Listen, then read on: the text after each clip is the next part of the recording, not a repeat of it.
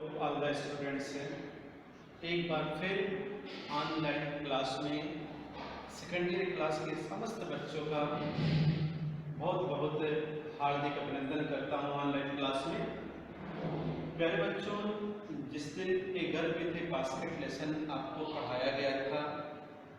Lesson के अंत में मैंने 5 क्वेश्चंस आपको दिए कि आप इन 5 क्वेश्चन को अच्छी तरीके से पढ़िएगा और अपने मन से आंसर बनाने का प्रयास करिएगा। आज हम उसी पांचों क्वेश्चंस पर आपसे डिस्कस करेंगे, बताएंगे, समझाएंगे कैसे लिखा जाता है, अर्थ क्या होता है, और जो सबसे इम्पोर्टेंट पैसेज है इस लेसन का उसको भी हम लोग एक्सप्लेनेशन करेंगे। आइए देखा जाए। First, describe the things. उम्मीद करता हूँ आप सारे लोग उसे कापी में लिखे भी होंगे, देखते रहो, मिलाते रहो। Describe the things and scenes. उन दृश्यों का, उन चीजों या वस्तुओं का वर्णन करो। The writer saw on his way from Delhi to Ranikhet, जिसे दिल्ली से रानीखेत जाते समय मार्ग में लेखक ने देखा था। तो हमने आपको बताया था कि दिल्ली से रानीखेत जाते समय लेखक ने अनेक चीज देखे थे। जैसे उन्होंने जंगल देखे थे जहां पर एलिफेंट, टाइगर्स, पाइथन, कोबराज ये सब रहते थे। बड़ी बड़ी घासें देखी थी, झोपड़ी देखे थे, प्लेटफॉर्म पर ढेर सारे विविध प्रकार के लोगों को उन्होंने देखा था, झोपड़ियां देखे थे, बंदर को देखे थे। इन समस्त चीजों को उन्होंने देखा था। इसी को आपको अपने शब्दों में इंग्लिश में लिखना है। तो चलो मैं आपको बताता भी जाता हूँ इंग्लिश में, और आप इसको देख करके बनाने का प्रयास भी करो कि क्या क्या है। ओके स्टूडेंट्स, आंसर को इंग्लिश में बनाओगे बच्चों तो आधा आंसर आपका क्वेश्चन में से ही मिल जाता है। जैसे पहला क्वेश्चन का आप जब आंसर बनाओगे तो बनेगा क्या? ऑन हिज वे, यहां से आप काउंट करना शुरू करो। On his way from Delhi to London, Delhi to Ranikhet, the writer saw the following things and scenes. अब आप 1 2 3 करके आप इसे लिख सकते हो। पहला, the plains of the Ganga river, पहली चीज उसने देखी, यानी गंगा का ऊपरी मैदान। दूसरा, फॉरेस्ट्स विथ लॉन्ग ग्रास है, जंगल, ऊंची ऊंची घासें। थर्ड, हट्स देखे। Fourth, clouds of the trees देखे। Fifth, different types of people देखे, और मंकीज देखे। तो इतनी सारी चीजें थी। तो आप इसे बनाइए। On his way from Delhi to Ranikhet, the writer saw the following things and scenes. The place of the upper Ganga river, huts, forest with high grasses, clump of the trees, monkeys, different type of people, etcetera. Okay students, second question. How was the author's routine of talking with people interrupted? लेखक की लोगों से बातचीत करने की दिनचर्या कैसे बाधित हो गई? एकदम आसान सा क्वेश्चन कि एक स्टेशन पर जब राइटर लोगों से बातचीत करने के लिए उतरता है तो ढेर सारे शरारती बच्चे उसे घेर लेते हैं, क्योंकि वे अपनी आर्टिकल्स बेच रहे थे और चाहते थे कि लेखक आर्टिकल खरीद ले। वो उसे झुंड से निकलने ही नहीं देते हैं। इस प्रकार लोगों से बातचीत करने की दिनचर्या उसकी बाधित हो जाती है। तो इसका आंसर कैसे बनाओगे? When William C. Douglas got down at one of the station on his way to Ranikhet, a group of young children gathered round him to sell their articles. In fact, in In this way, his routine of talking with people was interrupted. Okay, students. Third question. Who were these children selling basket? ये टोकरी बेचने वाले बच्चे कौन थे? What information does the writer give you about them? लेखक आपको इनके विषय में क्या जानकारी प्रदान करता है? फिर से समझो। Who were these children selling basket? टोकरी बेचने वाले बच्चे कौन थे? What information does the writer give you about them? और लेखक आपको उनके विषय में क्या जानकारी प्रदान करता है? तो चलो देखा जाए कि ये जो बच्चे टोकरियां बेच रहे थे वास्तव में शरारती बच्चे थे। लेक्चर में मैंने आपको समझाया था कि जब 1947 में भारत और पाकिस्तान के बीच विभाजन की घोषणा कर दी गई तो धार्मिक उन्माद के भय के कारण 9 मिलियन पीपल ने पाकिस्तान छोड़ दिया और हिंदुस्तान में चले आए। यहाँ पर उन्होंने शरण ली और अपनी जीविका के लिए कार्य करने लगे। ये बताने का प्रयास लेखक करता है। तो देखो, who were these children selling baskets? तो the children who selling baskets were the refugee children. फिर पूछ रहा, what information does the writer give you about them? After the partition of India and Pakistan, 9 million people came to India from Pakistan as refugees and got settled in India and began to work for their living. इतना ही आपको लिखना है। 2 sentence का जवाब। Fourth में most important question board paper में ये question प्राय अटेम्प्ट किया जाता है। What did the writer do to get a feel of the pulse of nation? राष्ट्र की नब्ज को महसूस करने के लिए लेखक क्या करता था? इतना तो मालूम हो गया होगा आपको कि लेखक प्रत्येक स्टेशन पर उतरता था और अंग्रेजी जानने वाले लोगों से न्यूज़पेपर के मेजर टॉपिक के विषय में बात करता था, वर्ड प्रॉब्लम्स, वर्ड अफेयर के विषय में बात करता था। तो बनाओगे इसको कैसे? आधा क्वेश्चन उसी में ले लो। To get a feel of the pulse of nation, इतना क्वेश्चन में से ले लो। To get a feel of the pulse of nation, the writer turned to the English speaking Indians. He discussed every major topic related to the world problems and world affairs. Okay. Fifth question. What was the plight of the refugees?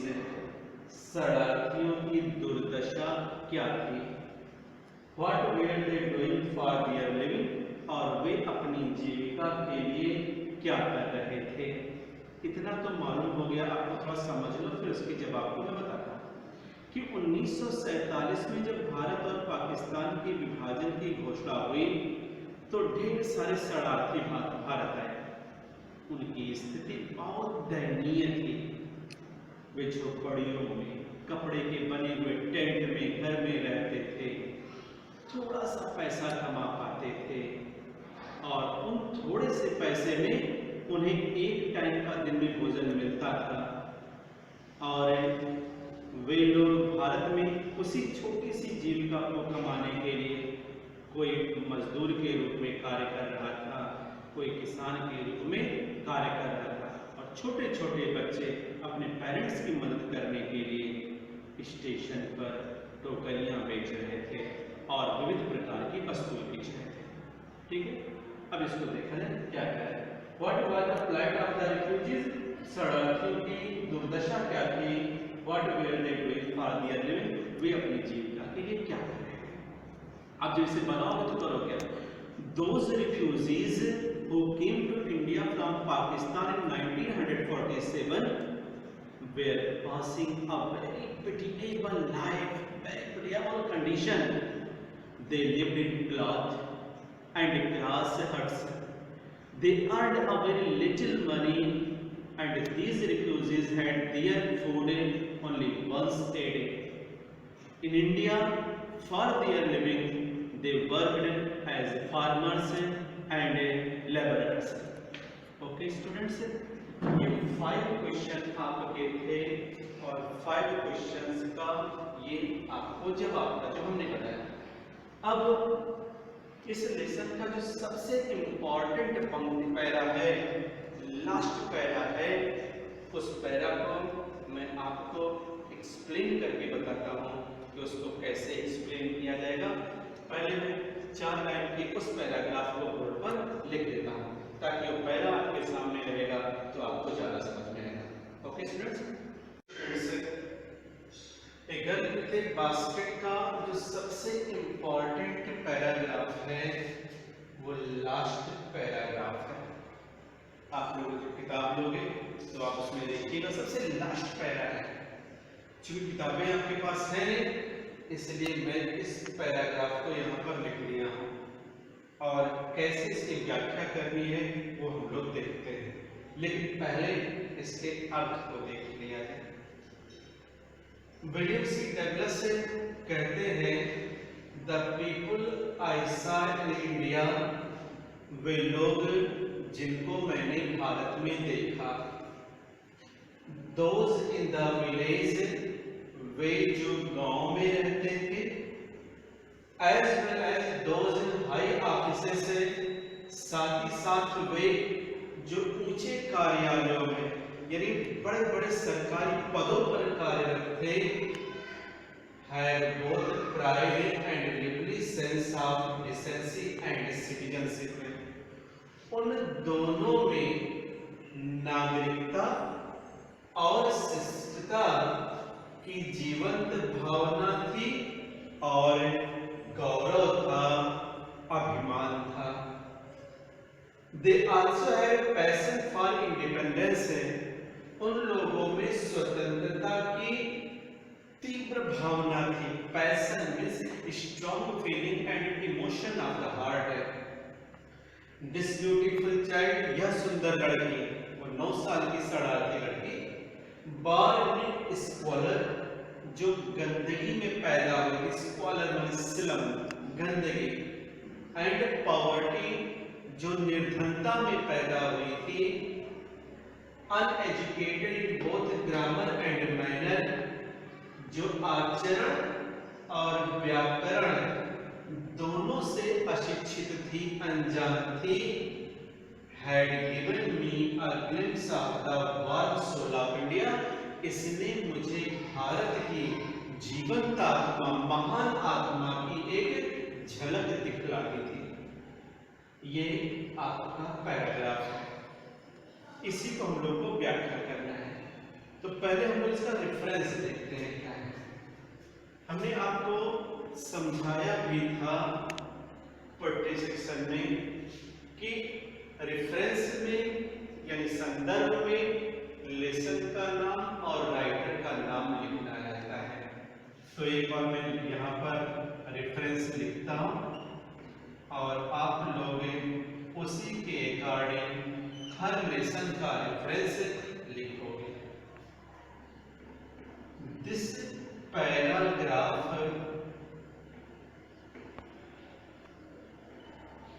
आप यहाँ पर these lines भी करके बना सकते हो, लेकिन ध्यान रखना these lines है तो प्लूरल के अकॉर्डिंग बनाना, दिस पैराग्राफ है तो सिंगुलर के according banana. This paragraph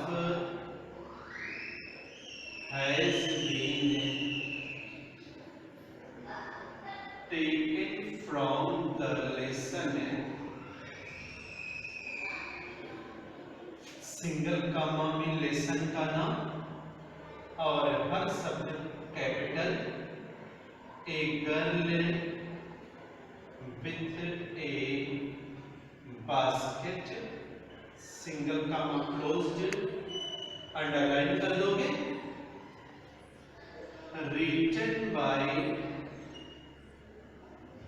written by William C. Douglas। और इसको भी यहाँ पर अंडरलाइन कर सकते हैं। ठीक है स्टूडेंट्स, ये तो था रेफरेंस, जैसे हिंदी में आप संदर्भ है। दूसरा है आपका कॉन्टेक्स्ट, जिसे हिंदी में प्रसंग कहा जाता है। आपने इस पूरे पैराग्राफ को पढ़ा, अर्थ निकाला, आपको मिला होगा कि इस पूरे पैराग्राफ का जो निचोड़ है, जो सार है, वो ये बताने का प्रयास करता है कि आखिर विलियम सी डगलस भारत से इतना प्रेम क्यों करने लगे। और उसका रीजन देखा यही कि जिनको उन्होंने भारत में देखा, चाहे वो गांव में रहने वाले हो, चाहे उच्च कार्यालयों में कार्य करने वाले हो, इन समस्त लोगों के भीतर नागरिकता की, शिष्टता की जीवंत भावना है, अभिमान है। यही सब रीजन है जिसकी वजह से भारत से वो प्रेम करने लगे थे। तो बनाएंगे इसका context. Here William C Douglas tells Pandit Jawaharlal Nehru